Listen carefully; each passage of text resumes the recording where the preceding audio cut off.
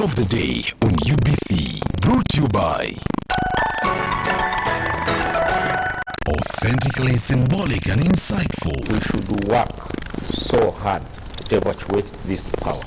Behind the Headlines, every Wednesday at 10 p.m. with Charles Odong Talk, was brought to you by We've cut and reduced our MTN Momo withdrawal rates. Now you can withdraw mobile money at the lowest rates. You also get MTN Central Points when you deposit, send, and withdraw MTN mobile money. Visit our Momo agents countrywide and withdraw mobile money at our reduced rates from 1st May 2021.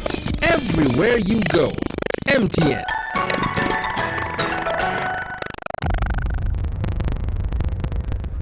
What does it mean to be closer together?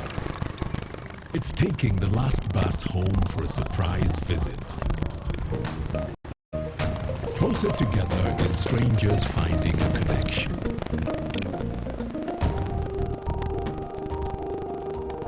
It's bringing home something much more than a box. It's the warmth of home, or the beginning of something new. There's magic in sharing the things that we learned, because it's those things that bring us close together.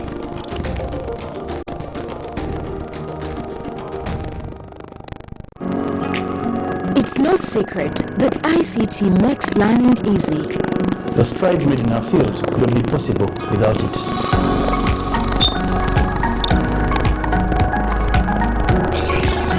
Until now, we can watch our favorite show.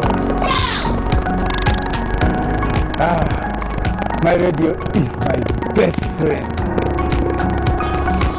UCC provides an enabling regulatory environment and policy guidance for healthy competition. We also facilitate ease of doing business in the communications sector through licensing, standardization, spectrum management, tariff regulation, rural communication development, and consumer empowerment. An informed consumer is an empowered consumer. UCC supports local content and innovations. Driving the development of a robust communication sector in Uganda is Uganda Communications Commission.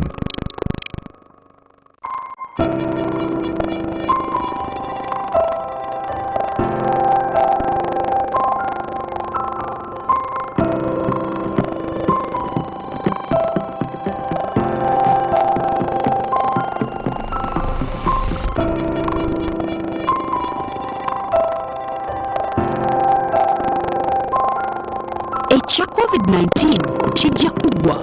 If we get vaccinated now, observe social distancing, wear masks properly, sanitize or wash our hands with soap and water regularly. Together we can defeat this enemy.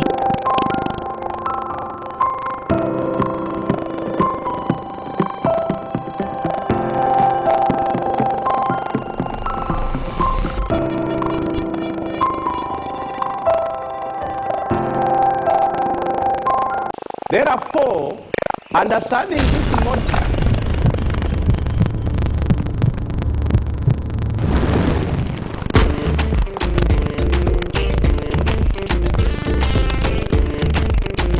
Hey, excuse me, lady. Who do you think you are? A queen? Hey, haven't you heard? Get Airtel Chillax bundles and browse like a queen. Get Airtel Chillax bundles that do not expire and browse like a queen or king. Dial *175# or use My Airtel app. Airtel, the smartphone network.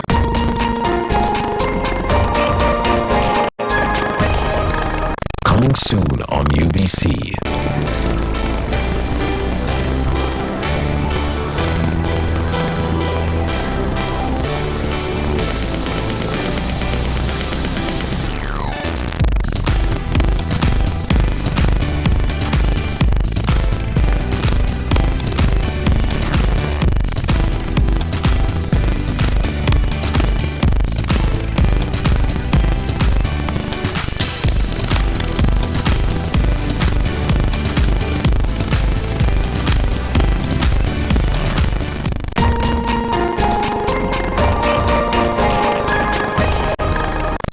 Marriage has 100% chances of succeeding. You know why? Because God created marriage, and God never creates failure, and God never designs anything to fail.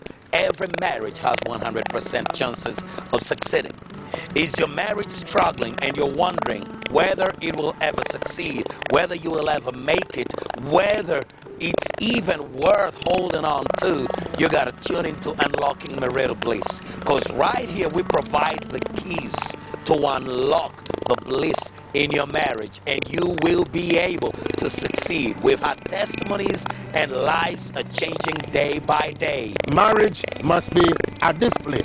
It must not be handled like a casual thing. As women, when we have the outward expression, even our form of respect is tied to the outward things that you do. Some women now have working class. They don't know how to handle their husbands because the marriage has become like question and answer marriage. Do you have any tea? Don't you have hands to prepare it? Why have you come back late? Did I take your blanket? It's question and answer marriage. Not any other place, but every Sunday, 3 p.m., right here at UBC, with the one and only Cyrus Rod, not any other. Unlocking Marital Bliss. Live from UBC Studios in Kampala. This is Morning Uganda Extra.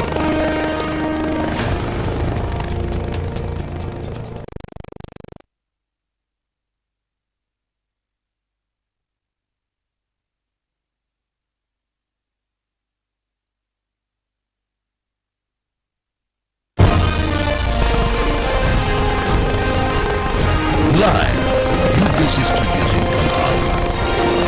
This is Morning Uganda Extra.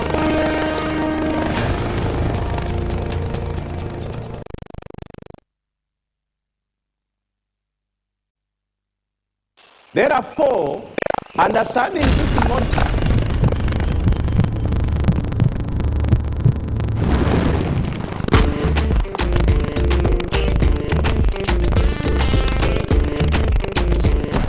Excuse me, lady. Who do you think you are? A queen? Hey, haven't you heard? Get Airtel Chillax bundles and browse like a queen. Get Airtel Chillax bundles that do not expire and browse like a queen or king. Dial *175# or use My Airtel app. Airtel, the smartphone network. Live from UBC Studios in Kampala. This is Morning Uganda Extra.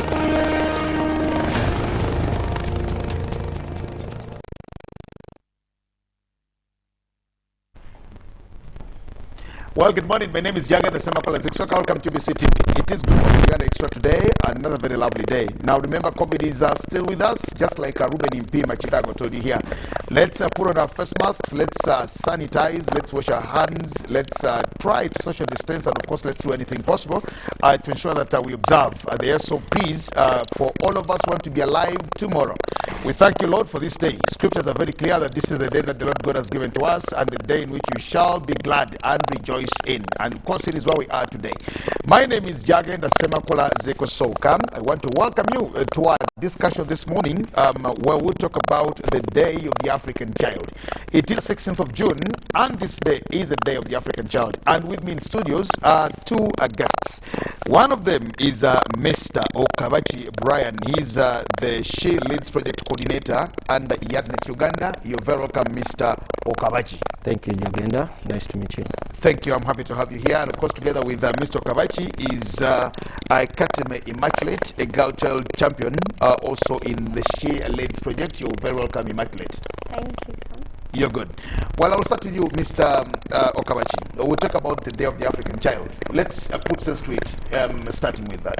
Oh, thank you, Jagenda.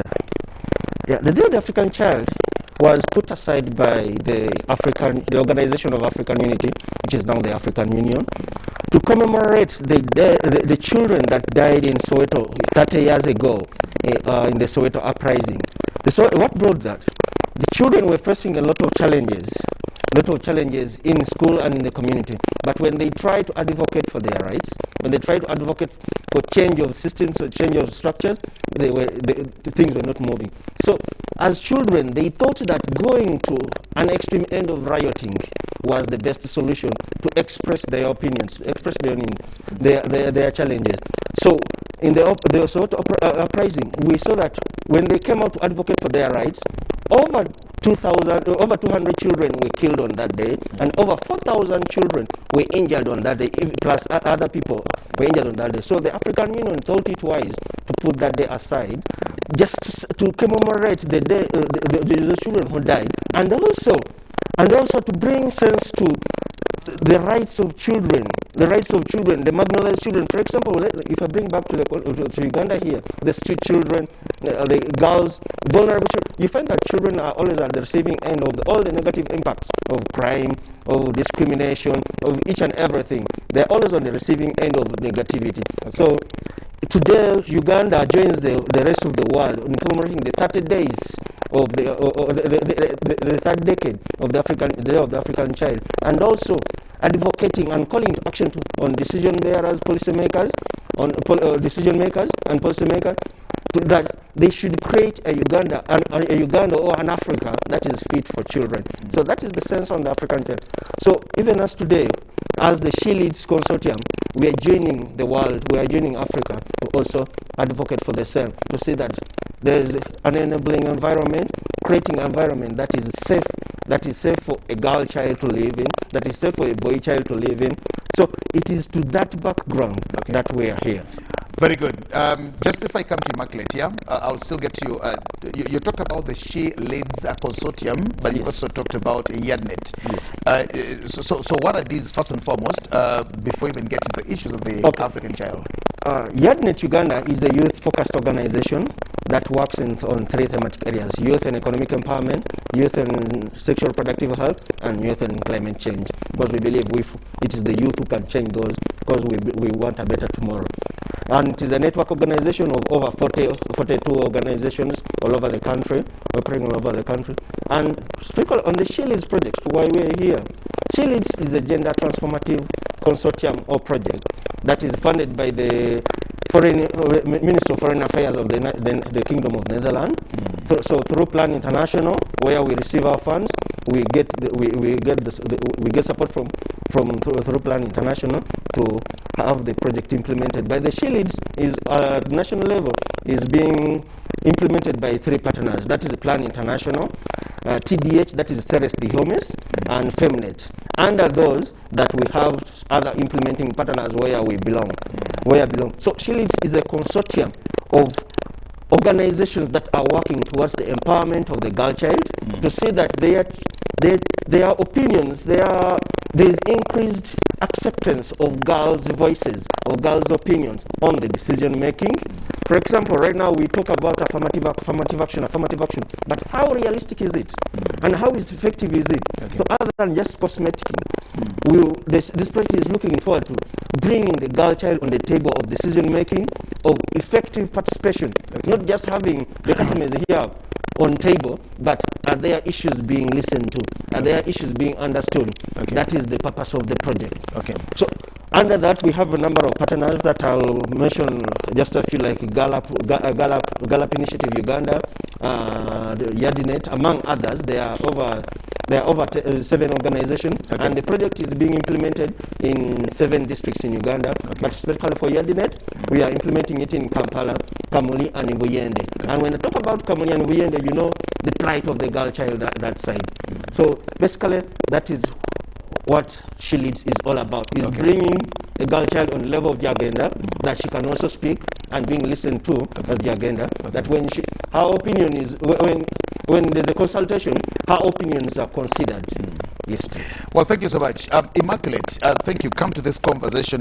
You are a girl child champion and also a volunteer, I think, in the things. Now we talk about the Day of the African Child, and you are one of those there. How do you first of all understand it yourself? How do you understand it, and what would be your message as Immaculate to the rest of the world, the rest of the children out there, and the other persons in Uganda? Thank you very much. I'm Immaculate once again.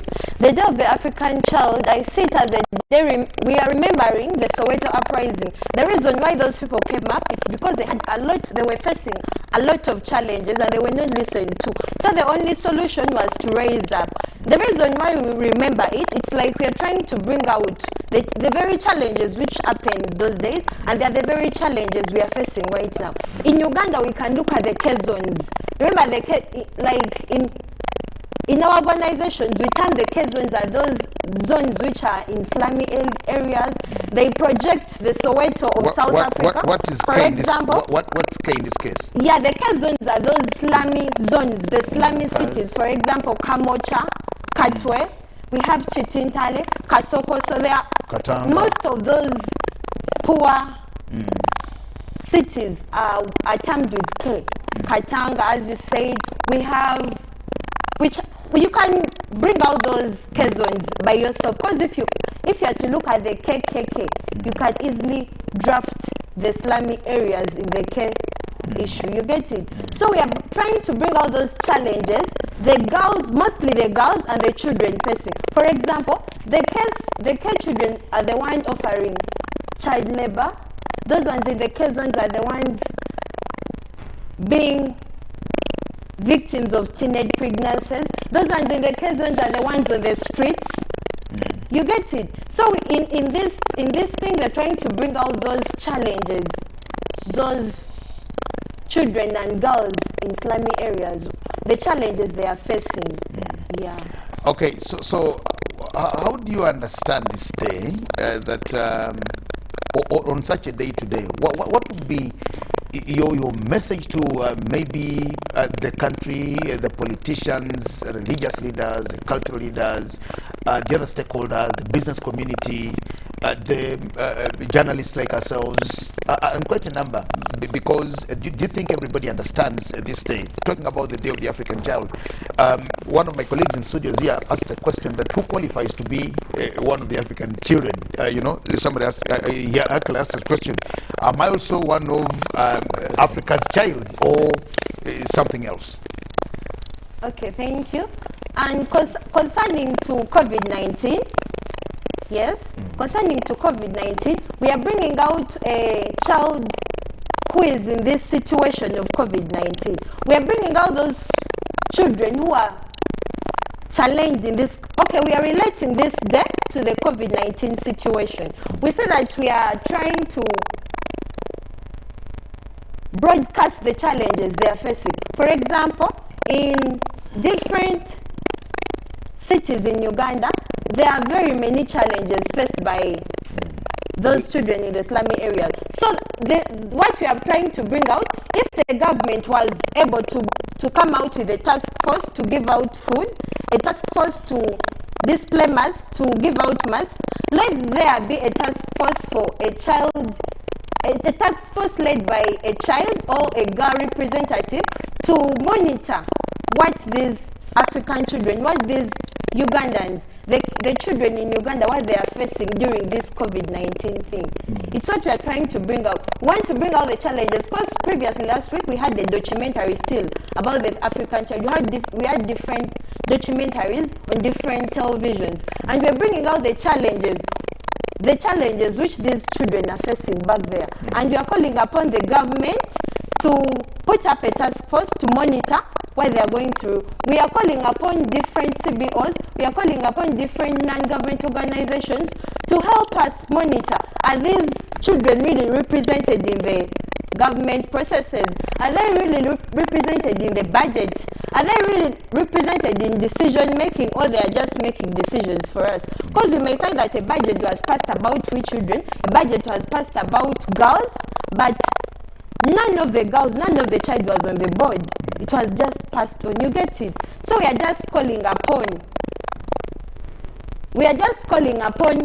the government to give us a platform as girls, to give us a platform as children, so that we air out our views. We give in our challenges, not other people to find our challenges before us bringing out the challenges we are facing. Okay, Mr.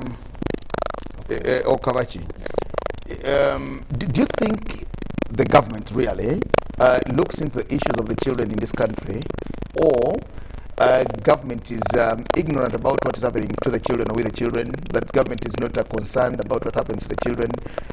Did you look at government being anywhere in issues of the children? Because when we address or when we talk about children of, when we talk about child issues, we tend to maybe even want to have a child in parliament represent the children. Also, we think maybe we'll have a child representing all the children in this country or whatever that may be.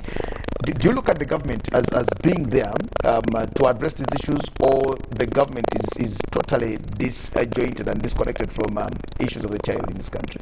Okay, thank you. One, government has tried. It's not totally off. There are a number of interventions that have come up to protect the girl child, very many. It has gone even an extra step of creating a ministry for children. That is the ministry. Previously, it was Minister Nachwala Chiyindi, and you see, she has come up with a number of issues, a number of strategies to safeguard the children. Though some of them are controversial, that I personally agree with some and I don't agree with some. So there's the Ministry of Children and Youth and Children's Affairs. Government has done, and there are a number of strategies that have come that they have put in place to safeguard the child, to create an enabling environment. But the concern we are having, how effective are they? For example, recently, in the previous year, in the previous government, that ministry secured some money from government just for the street children. But my question is, what was the impact of the money? I don't remember the exact figure of head, so I don't want to state it. But what was the impact of that money? What has been the impact so far? If government could look through the number of strategies, the number of approaches they have put in place to safeguard the children, to support the children, to create an enabling environment for children, to create a fit Africa, a fit Uganda for children to live in, back in the last 5 years, then if they can give us at least a result of what has come up from the intervention they have done, then there we shall be very happy. But to my disappointment, or to your disappointment, you'll find that a lot of money is being released, a lot of resources are being released, but the impact is very small. It's to this that civil society organizations like us are coming up to support on government. It's not that they are not doing, government is not doing anything, but we are coming out to support on it. So it's to this that my colleague said, calling upon government, if it is laws, let them bring on board laws and make them effective, other than just bring cosmetic laws and opportunities or platforms for the Bryans, the Ugandas to eat money, but rather release resources, release strategies that are going to safeguard, that are going to create a peaceful and a fit Uganda for children to live in. For example, the children why I'll cite so much the children living on the streets, because even today when you walk out, you'll get a minimum of over 10 in less than 1 hour. What are those children doing there? We all know that everyone has an office. Even a child has an office where he or she has to work, and that is the class. Unlike right now that we have a school lockdown, but those children are supposed to be studying. But even before the COVID-19 pandemic, children were in the streets. Not only the streets, but going in the slums. Jagenda, we always think that teenage pregnancy, child marriages, and child sexual exploitation is in the rural. Go to Kampala. Okay, Mr. Kabachi. Yes. Let's understand this, because when we talk about the child, we also mix it with the youth. In a way. Yes. Who is a child to start with? A child is anyone below the age of 18 years. Anyone below the age of 18. Do you know how many we have in this country? Children? I don't have the exact figures of head, but when you bring around the exact figures, I don't have them of head, but you find that children and the youth constitute over 70% of the general population. So imagine how volatile or vulnerable that the population is. They ask me and you, who are over 30 and above, are the minority, but now the majority who are there, instead of them being empowered more, they are not. So if at all we me and you go together, that is, meaning us and government, go together, sit on a drawing table and say, what can be done for the child, or the Ugandan child? That's one. I don't want to talk about the youth because I know who the youth are, and we are very prosperous youth at times in this country because we talk about, according to the constitution, the youth are 18 to 30. And now we even have, I think, even managers at 30 and all these things. I am concentrating on the child because today we're discussing the Day of the African Child. And I just want to put sense to it. First and foremost is you from the civil society organizations tend to portray an image about government that really government is not doing enough. Government seems not to be concerned about all these issues. But you see, government is apparent first and foremost for all of us. The rest of us just supplement or complement what they do. But just what you're saying is they put up laws, you even call them cosmetic laws and all these things. I just want to know from you, do you have any suggestions specifically that you've put to government and maybe said, we are an expert civil society organization or non-government organization, and these are some of the issues that we find in the communities that we think are not incorporated in the laws that you have, the Children's Act, the different children's strategies that we have in the country, there's what they call the ECD, the Early Childhood Development Program, which I think was launched in 2018. And many of these, I've not had you come out to actually maybe say that, yes, government passed this policy. Recently, there was another one that was causing a lot of contentions amongst the sexuality, the national sexuality strategy of I think 2017 education framework of I think 2017 or 2018. That also caused a lot of issues. The sexuality framework. And quite a number of these, I've not had, because I'm only thinking, does government pass these things without consultations or maybe coming to you? Does even government know that there are organizations out there who are possibly working in the communities, in the villages, in the slums, and they know what is affecting the people that we bring to the table and incorporate them in our legislation? Thank you. Government, as I started previously, I said government has come up with a number of strategies. It has done which you've called cosmetic. Meaning the reason as why I call them personal, that is a personal opinion. The reason as why I call them that, I do it with the intention of angering some people so that they make them more effective. My issue is on the effectiveness of these policies. For example, the early childhood, the ECD. It is a good document. It's a good document, honestly. One person, I have a Rwandan friend of mine who said, for us, we come to you, benchmark and come and implement. So for us, we think on their behalf and they go and implement, which is a disappointment. So they are very good policies, they are very good strategies, but the implementation, how making them effective. For example, the sexuality education framework. When you read the document, it is very thorough. But the concern is on the implementation. What is it going to serve? Is it serving the intended purpose of its formulation? That is the concern. Honestly, Uganda, we have very good laws. We have very perfect laws. Some of them need just a simple modeling. But the effectiveness in the implementation is the concern. That's the reason the African child is suffering. Because, for example, right now, education is free. We all know that. For primary, secondary, and even to some extent university. But how many people are dropping out of school? How many girls are dropping out of school? Go to Uganda and see how many children are getting pregnant just because they are idle, they are dormant. And why are dormant? I'm not studying. Why? Because of just petty reasons. I don't have basic scholarship material. Somebody will ask a question that if these problems stopped one day, if we don't witness any more child pregnancies or early marriages or school dropouts, if all these things stopped in an instant, would you now have any work to do in this country? Oh, absolutely. Would you as NGOs have any work to do? Because I think the dropouts in schools are business for you. Government is a father, like you said. And the child, is supposed to say, Dad, you've done this, but if we did this, it would be better. Our work is to check and support government on where we feel it's not doing right. Even if all these atrocities are ended today, at least they would now look at, for us, we believe that if government adopts or accepts recommendations from civil society, it becomes now an area of monitoring and evaluation. If it does not, it becomes an area of advocacy.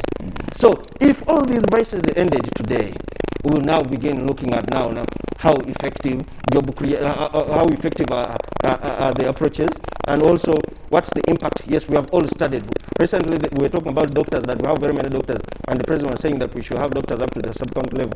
So now we begin looking at other areas where we think those who are educated, how they get benefiting out of their education. So we believe always civil society, we shall have time, because for us we check. We are watchdogs, though sometimes we are taken to be on the negative side, but we support the government, because Baganda have a saying that a fly that loves fish down that falls on your wound. At least at any point there will be a point of correction, or somewhere that something that you need to adjust. So that is the purpose of that's the work of the civil society is doing. What we want is to see reduced levels of teenage pregnancy, reduced levels of child marriages, a few years ago, we were bragging that we have the youngest grandmother in the world in Ibutaleja. No, we're not bragging. It is true. It's the reality. It is true, but that is not something we don't have to brag about it. But that is something that she's actually the second youngest. The second youngest in the world. So having such, is that the record that you want? Is that the Uganda that you want? We want a better Uganda. So at every point, we want to see that the Ugandan child lives in a peaceful and in an enabling environment, so that they can go and study. That me, Brian, does not come and confuse one immaculate somewhere because just because she's not going to school because the dad is not supporting with a pen or a book. So me riding my border, I come and present a chapati, a Rolex, and she sees a bright future. Okay. But you want to see an empowered generation, an empowered child who knows when to say yes, when to say no, and if no or yes, what are the consequences? Okay. That is what we want to see. Just before you take a break and invite another person to this conversation, I will invite a primary school going girl here, my daughter. She will join us to talk to us a little later. But let me come to Immaculate here, just before I go for the break. Immaculate, you do believe that government has actually tried to empower the girl child in this country to the level that is actually worrying the boy child. That we think we're even actually giving it an imbalance. That a time will come when Immaculate is so empowered that some young Emma somewhere cannot actually even marry a very empowered Immaculate. And we have it. We've been discussing. You saw the president released to us a cabinet a few days ago, and when you look into the cabinet, you'll see that we have quite a number of women in there and in key service positions or ministries. Go elsewhere in the civil service. Go elsewhere in there are quite a number of women who are actually doing great and doing good things. Do we still condemn the government or think that the government has not done enough in empowering the girl child? And until when is this empowerment supposed to carry on? I am personally a girl child empowerer. I am a natural feminist. I am not an activist feminist. I am just born a feminist. But when you look at all these, don't you think that the government has really done enough? And until when shall we continue with issues of we need to empower the girl child, won't we do this until Jesus returns? As you've said, the government is like a parent. Yeah? So it's not that we are blaming the government, but everything which happens on the ground, like we are the subjects, we are the children. Everything which happens on the ground, we have to report to the government. Everything we should involve the government. Since the government is the parent, we're supposed to involve the government in everything. As you say, they've created a number of opportunities for we girls. But why we are calling upon the government, we want the government to at least put a task force, or at least put responsibilities to different organizations responsible for with the girls and the children to bring out reports. Because you may say, fine, at a certain board there is a girl seated. But are you aware that girl might be on that board, but the girl is not performing? Because she's not empowered or something?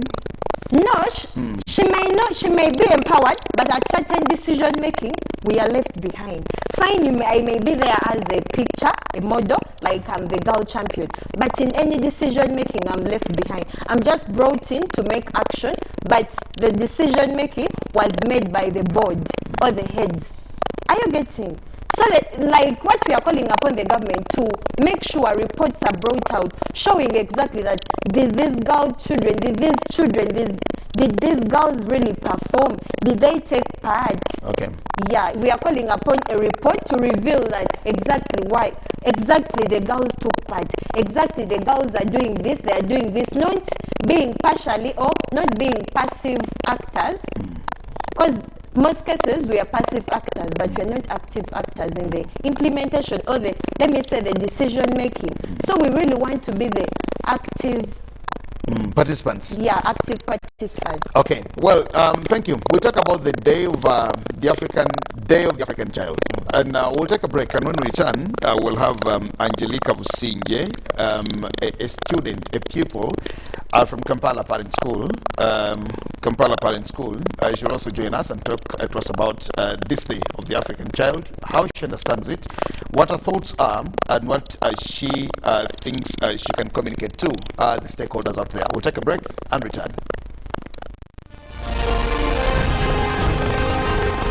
Live from UBC Studios in Kampala, this is Good Morning Uganda Extra.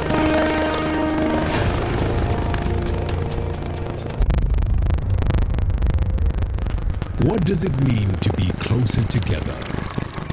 It's taking the last bus home for a surprise visit. Closer together is strangers finding a connection.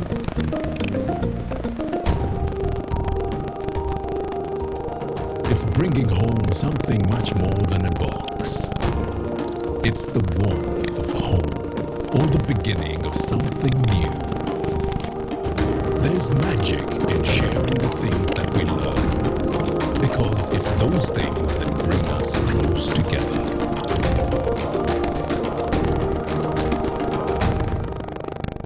Therefore, understanding this model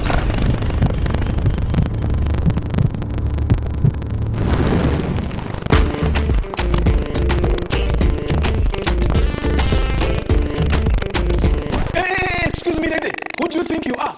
A queen? Hey, haven't you heard? Get Airtel Chillax bundles and browse like a queen. Get Airtel Chillax bundles that do not expire and browse like a queen or king. Dial *175# or use My Airtel app. Airtel, the smartphone network. Live from UBC Studios in Kampala, this is Good Morning Uganda Extra.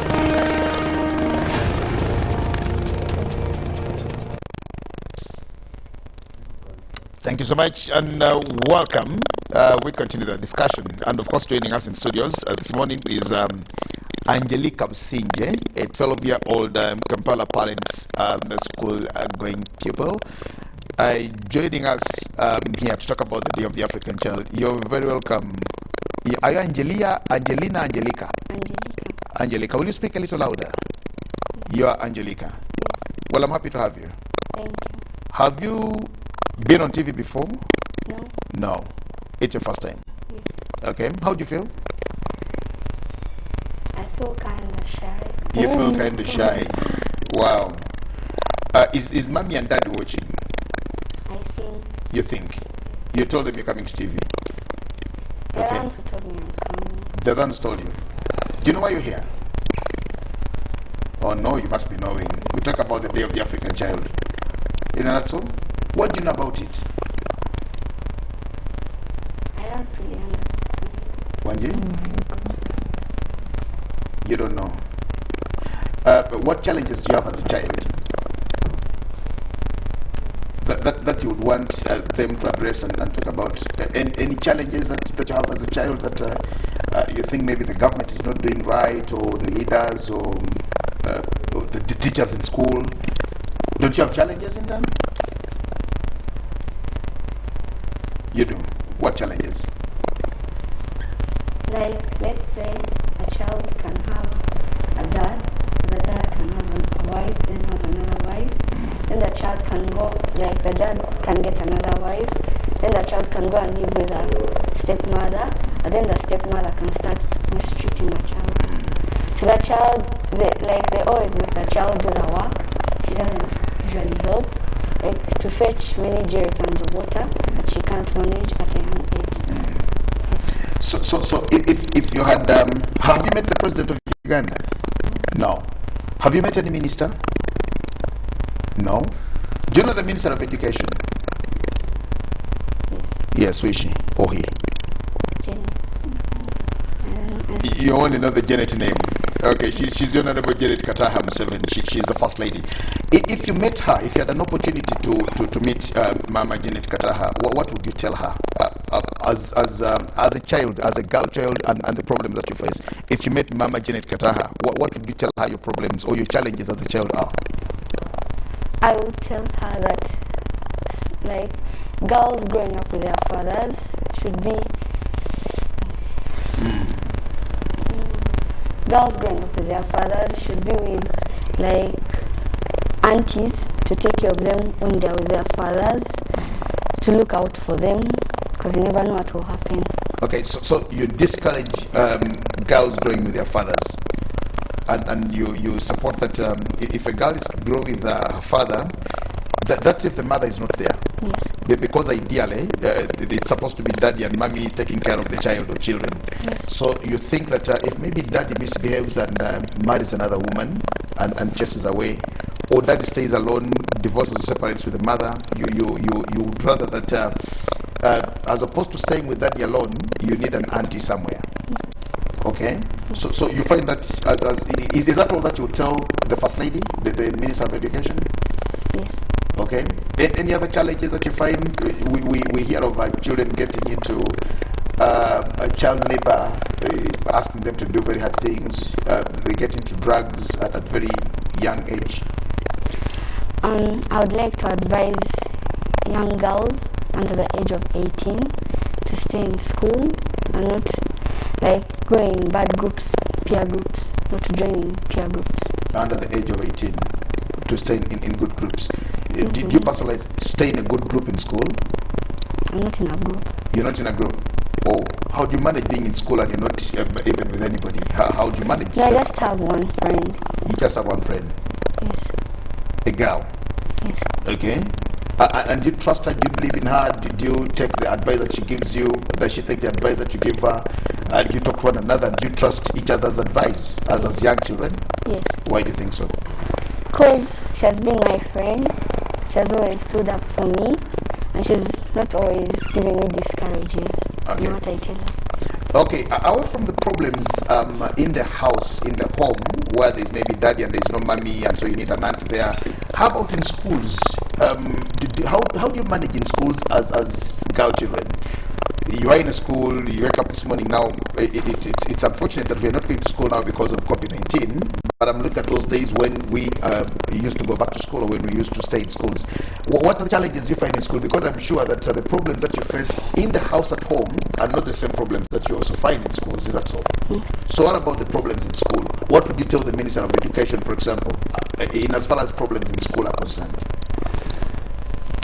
I only have something to tell the girls. Sorry? I only have something to tell the girls. You only have something to tell the girls. Please talk to the girls. The girls should stay away from male teachers, not always getting so close to them. Just being, like, they do other activities apart from going with the male teachers. You can go and talk to the male teacher, but not so close to them. Okay, have you noticed that happen in your school, for example? No. You don't, but you think it happened somewhere? Yes. Okay, what about if, okay, you're saying they should stay away from the male teachers. How about in an instant where you only have male teachers? The teacher of English is a Mr. Semakola, the teacher of SST is a Mr. Jagenda, the teacher of science is a Mr. Zipsoka. How should they behave, and what needs to be done? Because we know that there could be those children in there who are slow learners and they would love to engage their male teachers more often. What would you talk to them about? The girls or the teachers? Both of them. Both of them.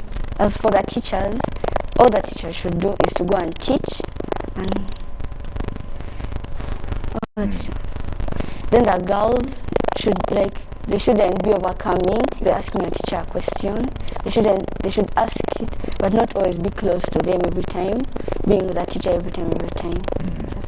Okay. You think they shouldn't be with the teachers all the time? Well, how old are you? 12. You're 12. Which is your class? I mean, P70. Well, I don't know whether we are now sure of our classes. Are you sure? Because the systems have changed, so I even doubt whether we're sure of our classes. I don't know where we are in primary 7 or primary 6. I don't know. So you are, but you've not done your PLE. No, you're supposed to be doing PLE. Last year was supposed to be in P6, but then last year is supposed to be in P6. So in any case, you're now the next candidates. Okay, so the next step is P7 when we resume class, when we resume schools. Okay, Immaculate. Yes, please. There is a young Ugandan Businje, and of course that's what she feels and talks about. You as a girl champion, a girl child champion. Yes, I'm sure these are the ones that you deal with, and what you keep telling them. Okay, to rely on her point, as she said, girls shouldn't get close to the teachers.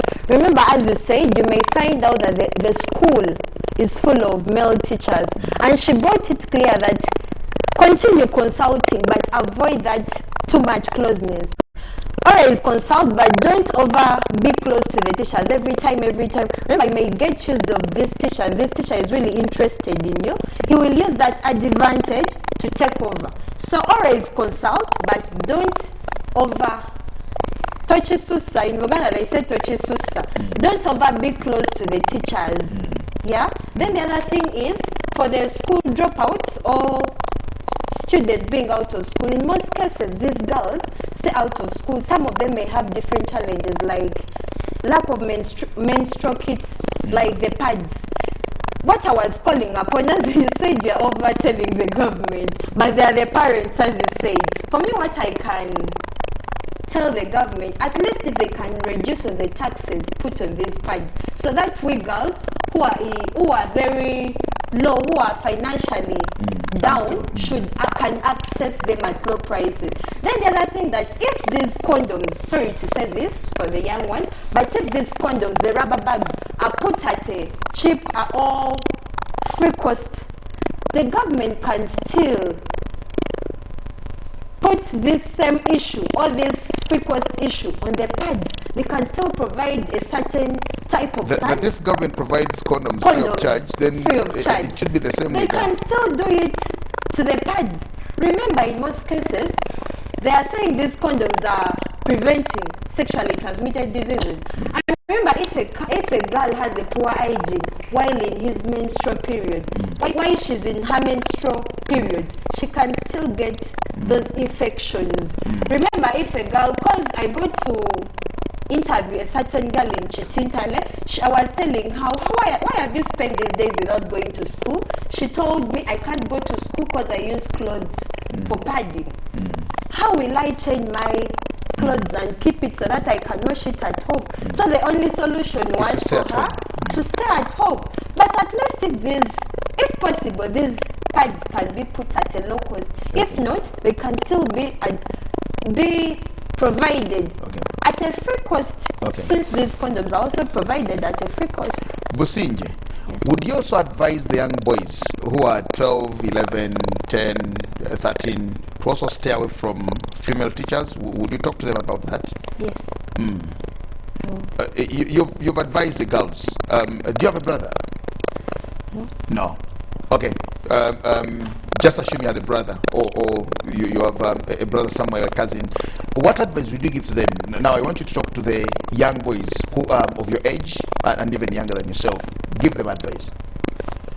What I would like to say, boys from my age, they shouldn't be about going close to a female teacher. They should stay away from a female teacher. Like, they can talk to the female teacher, but not in a different way, just in a normal way of studying. Like, they talk about education and about a question that they want to understand properly. Okay, that's the message to the young boys, to the child boys out there. What advice do you thou give to female teachers? Female teachers? Yes, generally. As for female teachers, I would like them, like, not to, like, let's say the female teachers be teaching us, so they shouldn't ever be like always standing on the side of boys. They should also be teaching the whole class. Okay. And when, like, let's say a teacher has gone to send a boy, she should stay in class and let the boy go and do what he's going to do. Okay. Okay, well, I thank you so much.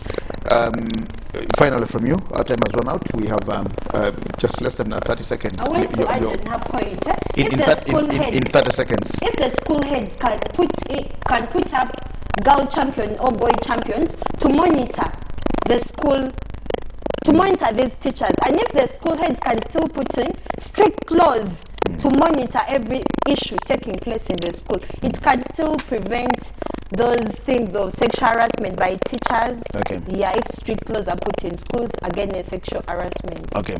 Well, I want to thank all of you. Thank you so much, Immaculate Kateme, the girl child champion. She leads a project and also a volunteer with the Yardnet. Thank you for being allowed to join us here. And thank you so much, young Angelica Wusinje, Impala parents, people in primary 7. Thank you so much for your very young thoughts that we also had. I am sure that the leaders out there, the teachers out there, fellow girl children like yourself, I've actually heard you say that. I thank you so much and I commend you. And of course, also thanking Mr. Okabachi Brian, the She Leads Project Coordinator, for having been here. It's the day of the African child, and of course, that's why it is. Like you've heard from the young persons here, it was deliberate that we bring them, speak to you, and know what they go through and what their thoughts are. Thank you so much. We'll stop it here and just promise you that, of course, at 10 tonight, Charles Odong Thorne is coming on again with Behind the Headlines. Good morning and bye for today. Thank you. Live from UBC Studios in Kampala. This is Good Morning Uganda